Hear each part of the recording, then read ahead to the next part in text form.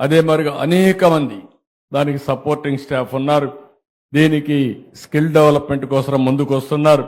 నేను వారికే కాదు, ఈ రాష్ట్రంలో స్కిల్ డెవలప్మెంట్ చేయడానికి ఏ రంగంలో ముందుకొచ్చినా వారికి పూర్తిగా మద్దతుగా ఉండడానికి ఈ ప్రభుత్వం సిద్ధంగా ఉన్నామని చెప్పి కూడా నేను మీకు తెలియజేస్తున్నా. మనందరిలో కూడా తెలివితేటలున్నాయి, కానీ ఏ పని చేయాలనో ఆ పని చేయడానికి కావాల్సిన స్కిల్స్ తక్కువ ఉన్నాయి. ఎవ్రీ ఫీల్డ్ మనం గుర్తుపెట్టుకోవాల్సిన అవసరం ఉంది. ఈరోజు భారతదేశాన్ని మీరు ఒకసారి ఆలోచిస్తే ప్రపంచంలోనే ఒక అగ్రదేశంగా తయారయ్యే పరిస్థితి వస్తుంది. నేను అనేక సార్లు చెప్పడం కాదు, కానీ మీరందరూ గుర్తుపెట్టుకోవాల్సిన అవసరం ఉంది. ఎక్కడైతే ఒక సమర్థవంతమైన నాయకుడు ఉంటాడో, ఎక్కడైతే ఒక సుస్థిరమైన పరిపాలన ఉంటుందో అక్కడ అభివృద్ధి ఉంటుంది, అక్కడ సంక్షేమం ఉంటుంది, అక్కడే భవిష్యత్తు ఉంటుందని చెప్పి కూడా మీకు తెలియజేస్తున్నా. అలాంటి నాయకుడే కేంద్రంలో నరేంద్ర మోడీ అని చెప్పి కూడా మీ అందరికీ విజ్ఞప్తి చేస్తున్నా. ఈ విషయం మీరు గుర్తుపెట్టుకోవాల్సిన అవసరం ఉంది.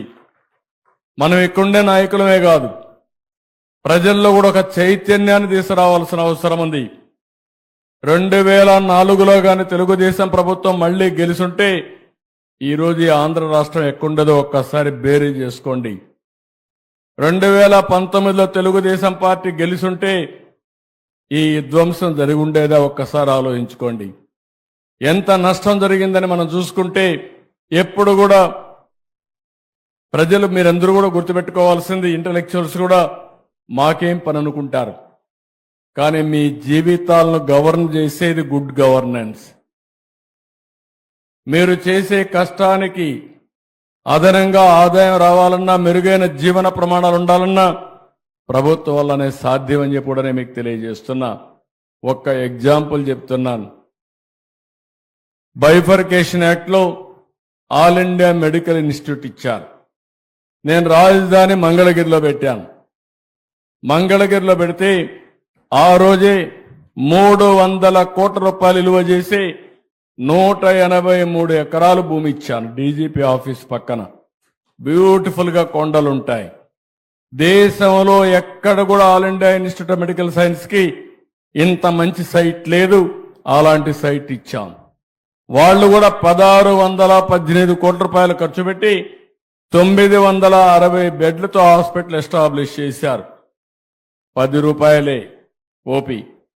అలాంటిది పెడితే నేను ముఖ్యమంత్రి అవుతానే ఆ సూపరింటెండెంట్ వచ్చి అడిగాడు, సార్ మీరు ఆ రోజు మంచి ఉద్దేశంతో ఇవన్నీ చేశారు, నీళ్లు లేవు, నీళ్లు లేకుండా ఉంటే మేము 600 టిప్పర్స్ ట్యాంకర్స్ పెట్టి నీళ్లు తెప్పిస్తున్నాం, అవి తిరుగుతుంటే ఏం చేయాలని అర్థం కాకుండా ఓపీ క్లోజ్ చేశాం, రూములు కూడా ఆపరేట్ చేయడం లేదు, మీరు నీళ్లు ఇస్తే మేము ఆపరేట్ చేస్తామంటే నీళ్లు కాకుండా రోడ్డు కూడా వేయకుండా వదిలిపెట్టారు.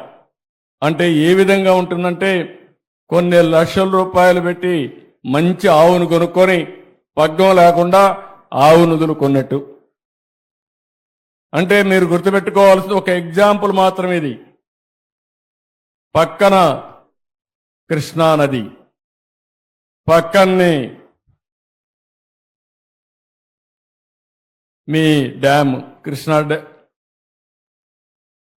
ప్రకాశం బ్యారేజ్, నీళ్లు ఎప్పుడు పుష్కలంగా ఉంటాయి. పైనుంచి చూస్తే కింద నీళ్లు కనపడొస్తాయి, కానీ హాస్పిటల్ మాత్రం నీళ్లు లేవు. ఇది గవర్నమెంట్ అని అడుగుతున్న మా మంత్రి గారు ఇప్పుడే మాట్లాడుతున్నాడు.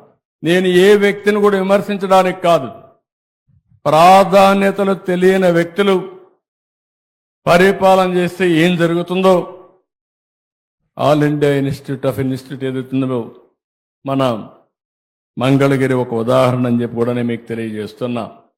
ఇక్కడికి వచ్చినప్పుడు నేను ఒకే విధానం మీ అందరిని కోరుతున్నా.